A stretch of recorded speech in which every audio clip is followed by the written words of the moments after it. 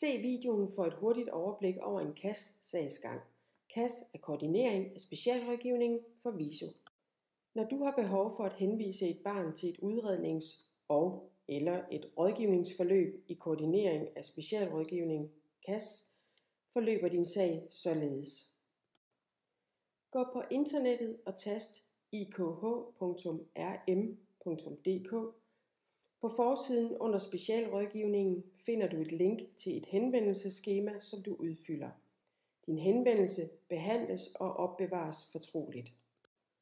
Når vi modtager din henvendelse, foretager visitationsteamet en indledende vurdering af din sag, hvorefter vi vil kontakte dig telefonisk.